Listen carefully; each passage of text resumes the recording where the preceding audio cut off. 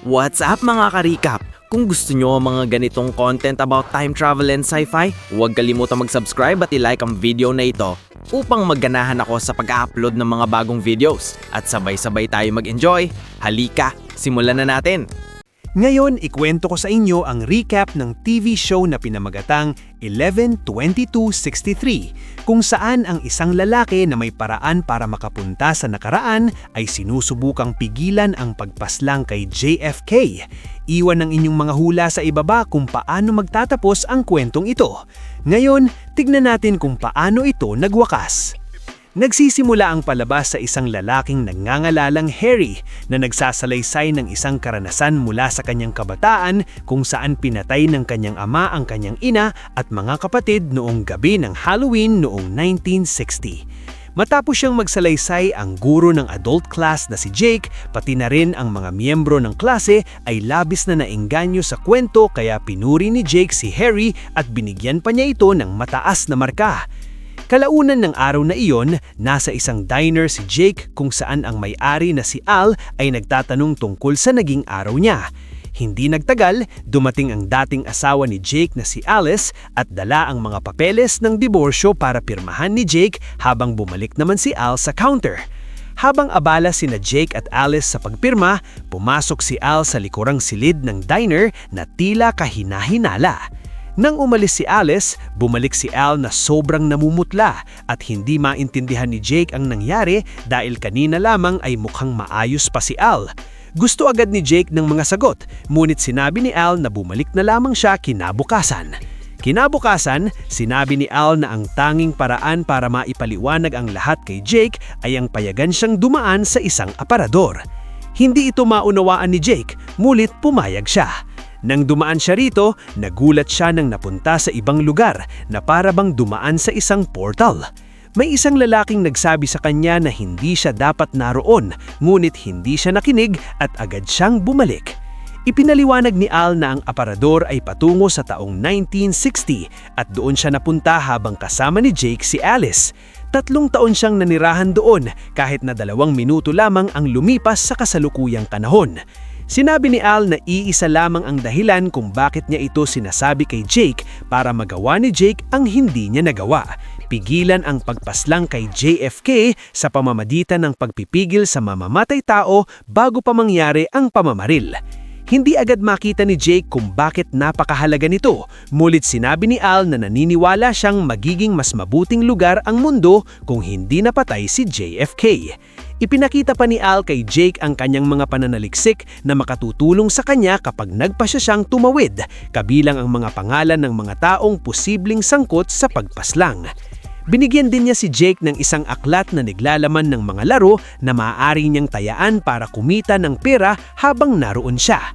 Nang handa na si Al na hayaan si Jake na tumawid, sinabi ni Jake na kailangan muna niyang pag-isipan ito.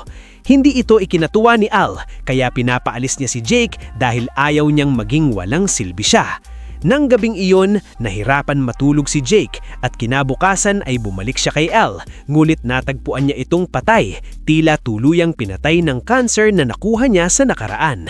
Gayunpaman, nagpasay siya pa rin na ipagpatuloy ang plano upang tuparin ang hiling ni Al. Pumasok siya at sinunod ang mga tagubilin ni Al para kumuha ng sasakyan at tutuluyan. Hindi rin nag-aksaya ng oras si Jake sa pagtataya na kanyang napanalunan, ngunit dahil dito ay nagkaroon siya ng mga kaaway. Matapos isang tangkang pagpatay sa kanya, napilitan siyang lumisan ng bayan at pumunta sa Texas upang simulan ang plano sa pagsubaybay kay Gorjo na pinaniniwalaan ni Al na maaaring handler ng mamamatay tao ni Lee na si Lee Harvey. Habang sinusuri ang lugar kung saan papatayin si JFK, nakilala ni Jake ang isang babaeng nagngangalalang Sadie na may kaparehong hilig sa mga libro tulad niya. Tinulungan niya si Sadie sa kanyang bag nang makalimutan niya ito bago niya makilala ang kanyang asawa. Hindi nagtagal, nakahanap si Jake ng apartment. Nang gabing iyon, habang sinusubukan niyang tawagan ng kanyang ama, nagkaroon ng mga mararahasing pangyayari sa paligid niya, patuwan ng babala ni Al na lalaban ng nakaraan kapag sinusubukan niyang baguhin ang anuman. Kinabukasan, nasundan ni Jake si Gorjo sa isang kaganapan kung saan nagtalumpati si JFK. Kalaunan, napahamak siya sa Secret Service matapos magsinungaling para makapasok sa lugar ng mga importanteng dignitaryo habang sinusundan niya si Gorgio.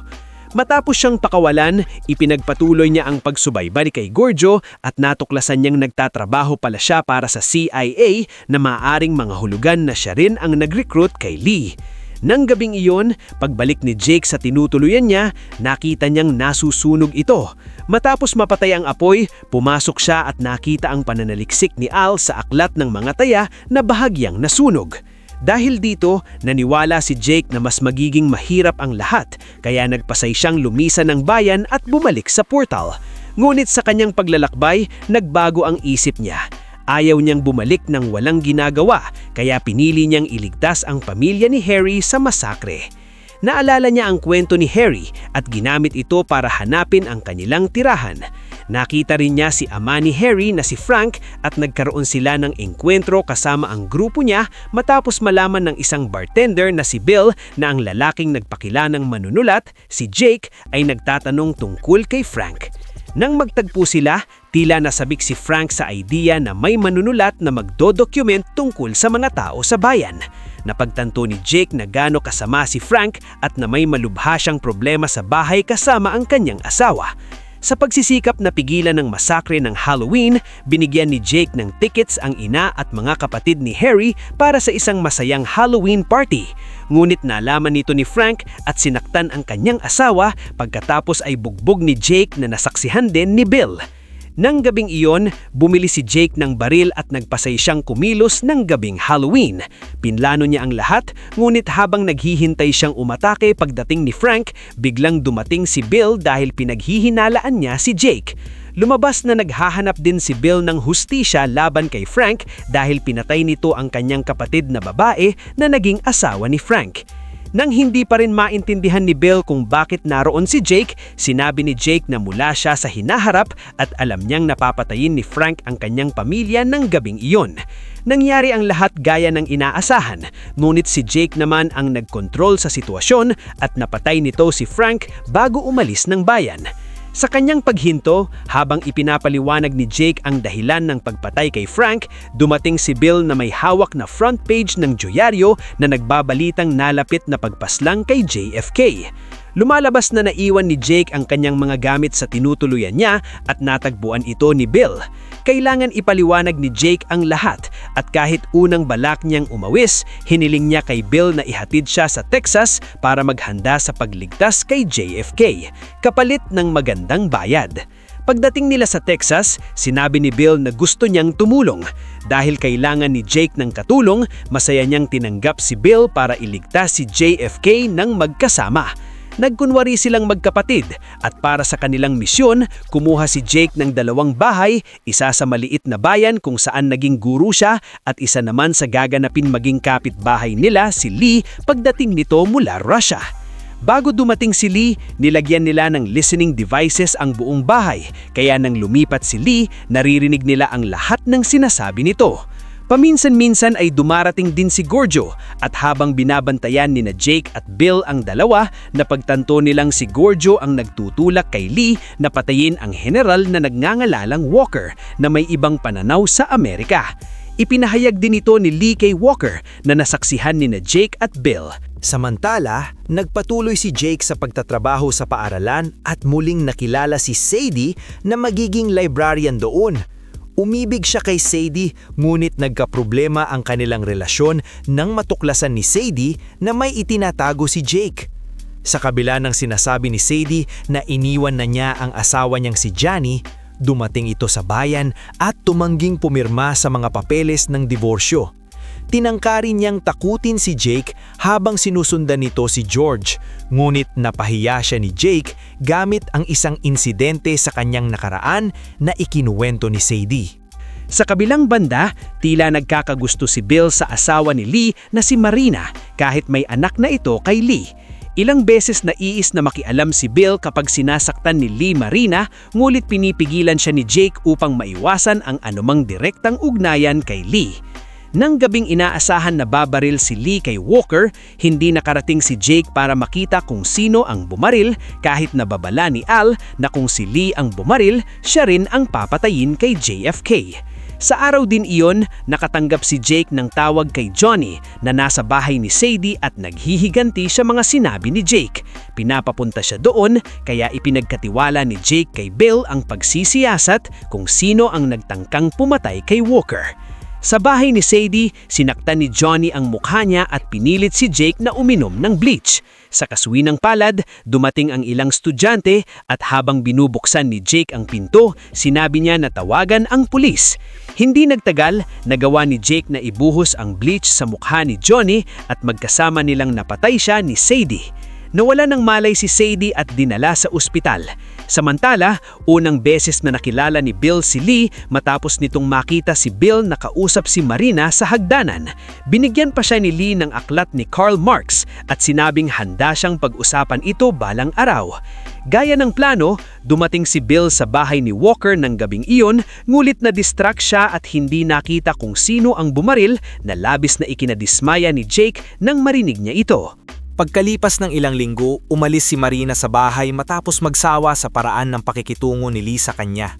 Gayunpaman, patuloy pa ring dinadalaw ni Lee si Marina sa bahay ng kaibigan nitong si Ruth. Sa gitna ng lahat ng ito, nalaman din ni Lee na may isang FBI officer na nagngangalang Hosty na nagsimulang makipagkita sa kanyang asawa. Nang sa wakas ay makilala niya ang opisyal, ibinahagi ni Lee ang nararamdaman niyang parabang nilalabag ang kanyang pagkatao. Sa halos parehong panahon, nakakuha rin si Lee ng trabaho sa isang book depository kung saan sinasabing doon niya kukunin ang baril para barilin si JFK. Nang malaman ito ni Jake, inutusan niya si Bill na ipagpatuloy ang pagbabantay kina Lee at George habang siya naman ay nag-aalaga kay Sadie na ngayon ay nasabi na niya ang buong katotohanan tungkol sa kanyang sarili. Ngunit isang araw, umuwi si Jake at nadatnan niyang nakikisama si Bill kina Lee at sa pamilya nito at mas masahol pa, hinalikan pa nito si Marina nang sila lamang ang magkasama. Lalong lumala ang sitwasyon nang makita ni Lee ang isa sa kanilang listening device sa kanyang silid. Sa kabutihang palad, si Hosty at ang FBI ang sinisi niya. Galit na galit si Jake sa nangyari at ipinaalam niya kay Bill ang kanyang nararamdaman. Mabilis na nauwi sa pisikal na sagupaan ang kanilang pagtatalo hanggang sa tutukan ni Bill si Jake ng baril at bantaan siyang umalis at wag nang bumalik kung hindi ay sasabihin niya kay Lee ang lahat. Hindi masaya si Jake sa nangyari, ngunit mas iniintindi niya noon si Sadie na malapit nang sumailalim sa cosmetic surgery upang alisin ang piklat na iniwan ni Johnny sa kanyang mukha. Sa ospital, nakita ni Jake ang kakaibang lalaking nakita niya noon sa harap ng portal ni Al at pinaghinalaan niyang may mali. Pinilit niyang pasukin ang operating room at doon nalaman na totoo ngang may problema. Maaaring namatay si Sadie kung hindi siya dumating. Matapos bumalik sa normal ang lahat, nagpasya si Jake na ayusin ang gusot nila ni Bill. Ngunit pagdating niya sa bahay, nakita niya sina Lee at Bill na nagsasanay ng pagbabaril. Doon pumasok sa isip ni Jake ang posibilidad ng ikalawang tagabaril, isa sa mga teorya tungkol sa pagpaslang kay JFK. Nagdesisyon si Jake na kumilos at hindi nagtagal ay ipinadala niya si Bill sa isang psychiatric hospital. Hindi pa roon natapos ang lahat dahil hinarap din niya si George upang takutin at alamin kung may alam ito tungkol sa planong pagpaslang. Lumabas na walang alam si George na lalo lamang pinagtibay ang ideya na mag-isa lang kumikilos si Lee at kailangan na itong pigilan. Tinawagan ni Jake si Sadie at sinabi sa kanyang balak niyang patayin si Lee. Ngunit bago pa siya makakilos, bumalik upang multuhin siya ng isang tayang inilagay niya noon. Lumalabas na pareho silang tumaya ni Bill sa magkaibang lugar na pag-aari ng iisang tao. Hindi ito nagustuhan ng lalaking iyon, kaya binugbog niya ng husto si Jake hanggang sa magtamo ito ng pinsala sa ulo at mawalan ng alaala. Ilang araw bago ang pagpaslang, hindi na maalala ni Jake ang pangalan ng mamamatay tao, pati na rin kung nasaan si Bill. Sa kalaunan, naalala niya si Bill at sinubukan niyang tanungin kung sino ang balak nilang patayin, ngulit magulo na ang isipan ni Bill. Nang malapit na siyang palayain, nahulog si Bill mula sa bintana at nagpakamatay. Lumipas ang mga araw na hindi pa rin naaalala si Jake hanggang sa maalala niya ang lugar kung saan siya dating nakatira. Sa tulong ni Sadie, natuntun niya ang bahay at muling naalala si Lee. Nagpasya si Jake na wag munang patayin si Lee dahil may sanggol sa bahay. Ngunit pag-uwi niya, palihim niyang sinubukang umalis upang tapusin ang gawain. Nahuli siya ni Sadie at pinilit siyang isama siya. Pumayag si Jake at nagpasya silang magtulungan. Samantala, ilang araw bago ang pagpaslang, nagtungo si Lee sa tangkamin ng FBI upang magreklamo tungkol kay Hosty, ngulit hindi ito sineryo. Gayunpaman, nagsulat siya ng liham at iniwan ito para kay Hosty bago siya umalis. Matapos mabigo sina Jake at Sadie na makuha ang baril ni Lee bago niya ito kunin, napilitan silang pigilan siya mismo sa araw ng pamamaril. Nagpasya silang manatiling malapit. Noong gabi bago ang pagpaslang, tila nawala sa sarili si Jake at muling nakita ang lalaking nasa bungad ng portal. Sa pagkakataong ito, pinayuhan siya nito, sinasabing hindi niya mababago ang hinaharap at mauuwi lamang siya sa isang walang katapusang ikot, tulad ng nangyari sa kanya habang sinusubukan niyang iligtas ang kanyang anak na babae hanggang sa siya'y tumanda. Pagbalik niya sa realidad, sinabi ni Jake na natatakot siya at hindi na siya sigurado at pakiramdam niyang dapat na lamang nilang hayaang mangyari ang kasaysayan. Sinabi ni Sadie na may dahilan kung bakit siya naroon at kailangan niyang tapusin ang kanyang misyon. Natulog sila at nagising makalipas ang ilang oras bago ang pamamaril. Hindi gumagana ang sasakyan at napagtanto ni Jake na sinusubukang itaboy sila ng nakaraan. Mas lumala pa ito nang makita ni Jake ang mga multo ni na Frank, Johnny at Bill. Nalampasan niya ito at nagpatuloy sa lugar ng krimen sa tamang oras dahil ayon sa ulat, 3 beses bumaril si Lee at sumablay ang una. Iyon ang magiging pagkakataon nila para iligtas si JFK. Samantala, inihanda na ni Lee ang kanyang baril at pilit niyang kinakalma ang kanyang sarili. Sa kabilang banda, nakarating sina Jake at Sadie sa gusot na paparating na ang motorcade ni JFK. Kahit nakalak ang pinto ng gusot, napilitan si Jake na takutin ang katrabaho ni Lee upang buksan ito at i-report sa pulis na balak patayin ni Lee ang Pangulo. Doon pa sila umakyat hanggang sa ika-6 na palapag. Nang dumaan si JFK, pinaputukan siya ni Lee. Sumablay ang unang bala gaya ng inaasahan. Nang handa na siyang barilin ulit, dumating sina Jake at Sadie sa tamang oras para pigilan siya, kahit galit na galit si Lee at nais silang patayin. Matapos ilang sagupaan, inatake ni Jake si Lee at napatay niya ito. Doon niya natanto na habang nagpapaputok si Lee, tinamaan pala niya si Sadie. Hindi na nakaligtas si Sadie at namatay, habang dumating naman ang pulis para arestuhin si Jake. Sa interrogation room, hindi pinaniwalaan ng hepe ng pulis ang kwento ni Jake na sinabi raw ni Lee sa kanya ang balak niyang patayin si JFK, kaya siya napunta sa gusot upang pigilan ito. Naroon din si Hosty at nang inakusahan ni Jake na may alam si Hosty tungkol sa plano ni Lee, pinakiusap ni Hosty sa hepe na umalis, sinasabing ang FBI na ang may hawak ng kaso. Nang makaalis ang hepe, tinangka ni Hosty na takutin si Jake, ngunit hindi siya natinag. Sinabi pa ni Jake na darating ang nakatataas ni Hosty at uutusan siyang sunugin ang liham na inilagay ni Lee na nagpapahiwatig ng isang bagay na makapagpapago ng mundo. Eksaktong iyon ang nangyari at nabigla si Hosty. Ngunit bago pa siya makakuha ng mga sagot, tumawag si JFK para magpasalamat kay Jake at nakalaunan ay pinalaya siya. Mula doon, nagtungo siya pabalik sa portal. Ngunit pagkapasok niya, wala na ang diner ni Al at ang bayan ay mukhang war zone. Natungtun ni Jake si Harry at sa isang abandonadong pabrika na sinasabing kanyang tinitirhan ngayon, sinabi ni Harry na naaalala niya si Jake bilang taong nagligtas sa kanya at sa kanyang pamilya. Nagtaka siya kung anghel ba si Jake dahil hindi siya tumatanda, gulit sinabi ni Jake na mahirap itong paliwanag. Dagdag pa ni Harry, hindi rin naging maganda ang buhay ng kanyang mga kapatid matapos ang lahat at nawalan siya ng ugnayan sa kanila matapos mamatay ang kanyang ina. Tinanong ni Jake tungkol sa pamumuno ni JFK at nalaman niyang hindi pala naging mas mabuti ang lahat gaya ng sinabi ni Al. Nagkaroon pa nga ng digmaan sa panahon ng sumunod na Pangulo. Sinabi ni Jake na kailangan niyang bumalik at i-reset ang lahat. Ngunit pagdaan niya sa portal, nakita niya si Sadie at sinundan siya. Gayunpaman, nagpasya siya wag na siyang isama o manatili pa sa nakaraan dahil mauuwi lamang siya sa isang paulit-ulit na ikot. Nagpaalam siya kay Sadie at ibinalik ang lahat sa dati. Makalipas ang mahabang panahon, hinanap ni Jake ang pangalan ni Sadie sa online at nalaman niyang ginawaran ito noon dahil sa kanyang kahusayan bilang librarian sa isang maliit na bayan. Pinuntahan niya ito at sa seremonya, nakita niya ang mas matandang Sadie. Matapos matanggap ang parangal, inimbitahan ni Jake si Sadie na sumayaw. Natuwa ang matandang Sadie kung gaano kasaya si Jake sa simpleng pagtingin lamang sa kanya. Tinanong ni Jake kung naging maganda ang kanyang buhay at nang marinig niyang sapat naman ito, ngumiti siya at sinabing iyon ang nararapat sa kanya at doon nagtapos ang kwento. Siguraduhing mag-subscribe, like at i-on ang notifications para makapanood pa ng mas maraming videos gaya nito. Salamat sa panonood! Sana nag-enjoy kayo mga ka-recap.